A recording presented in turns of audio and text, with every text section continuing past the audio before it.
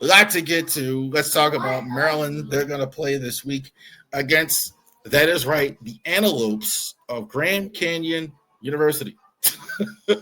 They are the winners of the WAC, 26-7. So the name, I think, is just crazy. But this is a good basketball team. They're playing in around 1-4, 4 seed.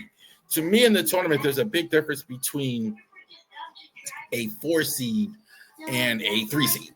You're playing a much better opponent, and you're getting Jacoby Coles here for Grand Canyon. I think he averaged, I think it was 14 points a game for them. Tyron Grant Foster also 14 points a game. So they're two main guys. They're going to shoot a lot. They're going to shoot a lot. Their percentages are very good.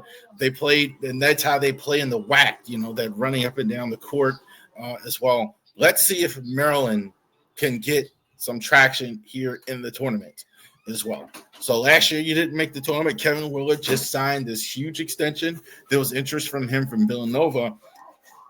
This stuff moves quick now this time of year. If you're not in the tournament, these schools move really quick. But I like the Terps in this one. I like the Terps.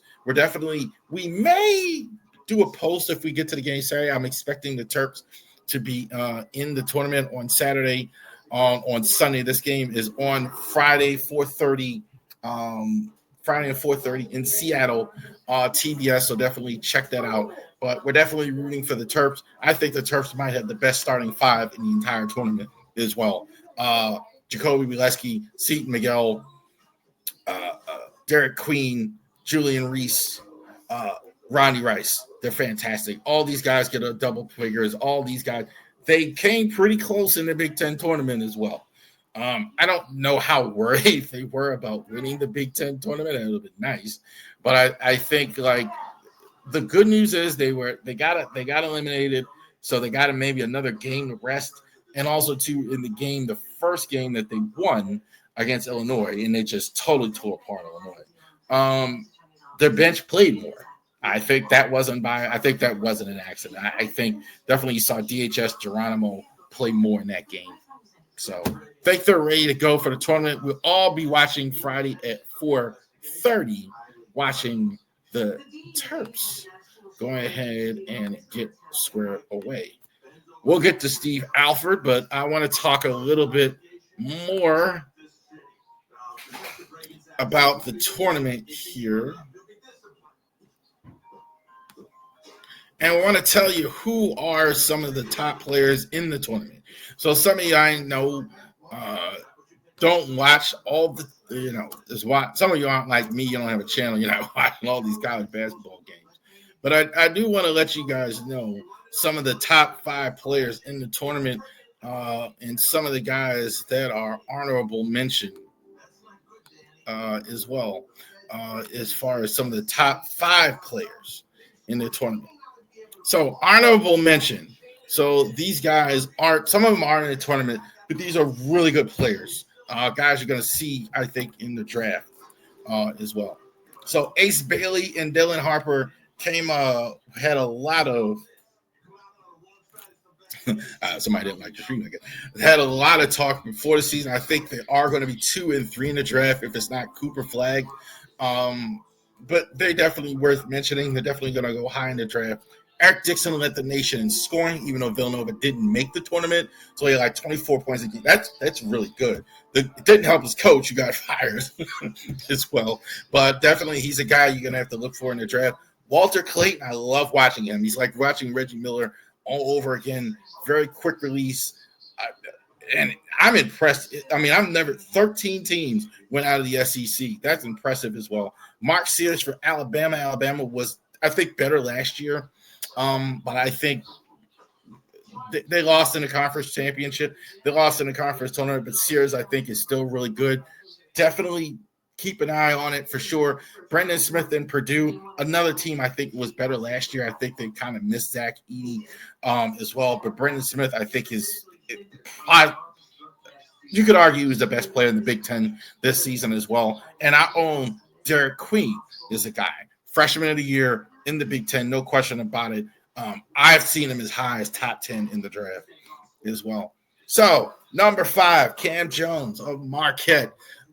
Maryland lost one home game for real, the true home game, and it was to these guys, the Marquette Warriors. Cam Jones, I think, is a force multiplier.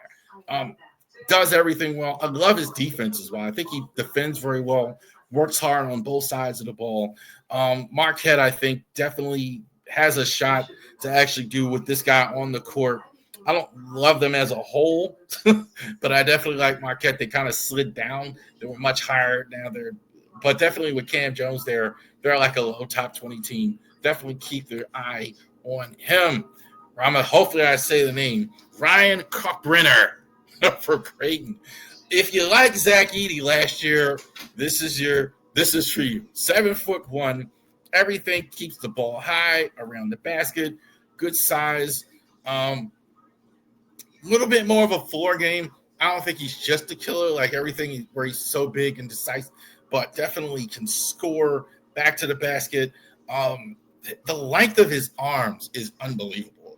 He's 7'1", but he kind of looks like Yao Ming out there.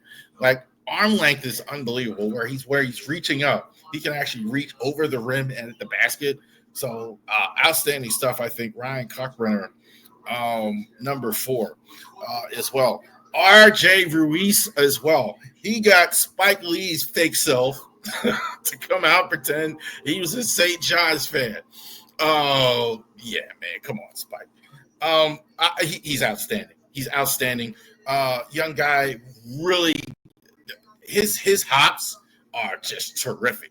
Not quite Vince Carter like, but certainly in that category. Really can shoot well. Love the way, the style that he plays. I think this is the best team I think St. John's has ever had. I'm including the 80s.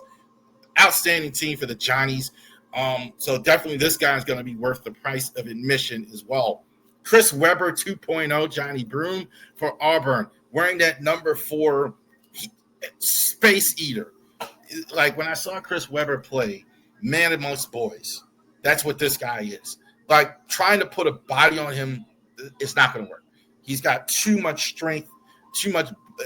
You have to put 2 guys on him, force him out of the double team. If he gets the blocks, get his feet under him, he's just going to dunk it on you, put the move and score. Period, point blank. So that's what's going to happen there. I think Broome, is the best player in the tournament outside of Cooper Flagg. It could be Broome. If Cooper Flagg doesn't play, Flagg should play. Flagg is tremendous. I think the hype is well worth it. Definitely great size, great length. He looks about.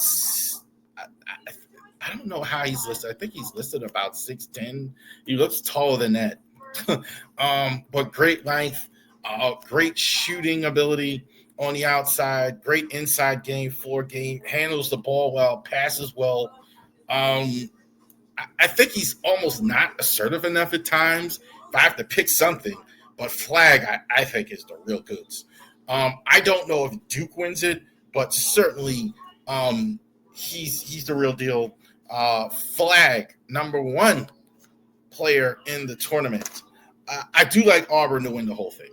I do. I think Auburn is going to be the team to beat in the NCAA tournament. It'll be very, very hard for somebody to go ahead and beat Auburn. I think Broome and that team getting through a tough SEC, it'll be tough to match.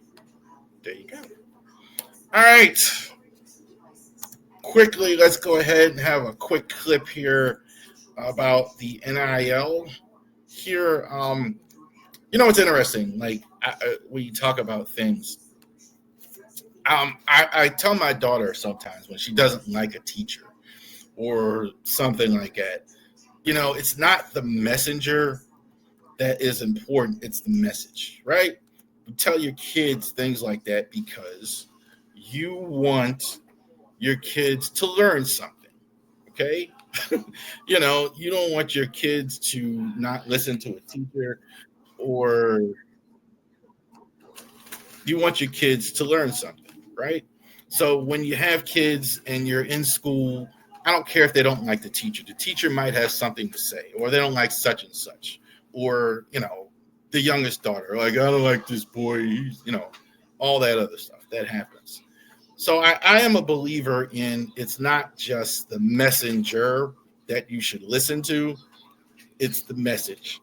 Um, the president is a great example of that. Some people, no matter what he says, it's great, it's fantastic, it's this. And then the other group of people, no matter what he says, what a stupid person, blah, blah, blah. So that's normal. But I want to hear, now leading up into that, I want you guys to kind of hear what Steve Alford has to say about NIL here on Twitter. Fair use. So let's go ahead and check out Steve Alford, who is an outstanding college player in his own time.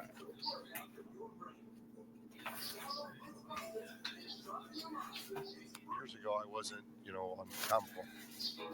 No, I think you get a blueprint of what, we've been doing it a long time, and we develop a blueprint. Now, blueprint changes and evolves.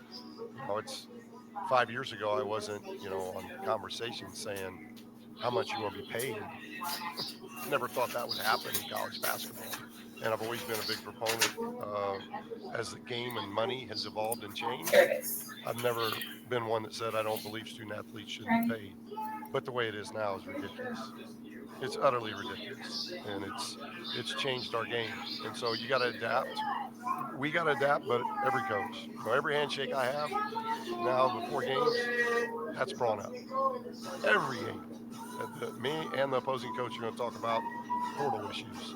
And, where's academics at? Like, I've talked to my compliance guys. What's APR anymore? You can't control APR.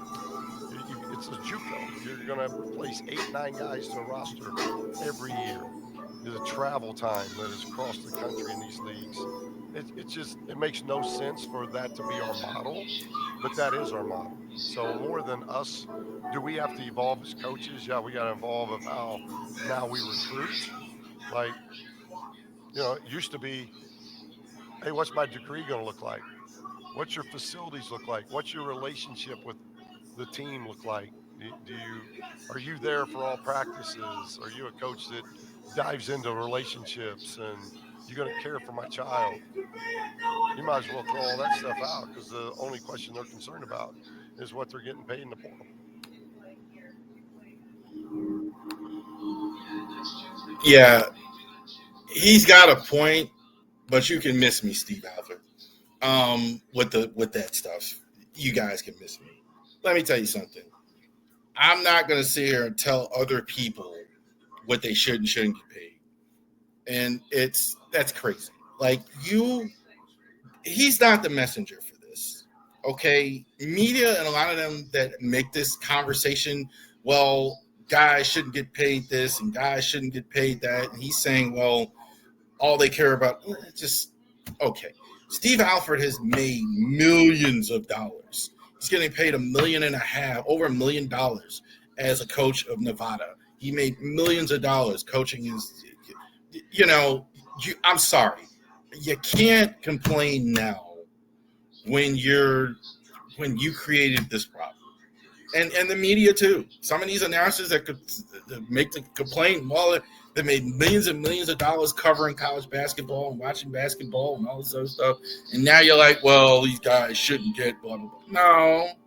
No. I think the sad part is he's right in the sense of something has to be done. It's too crazy.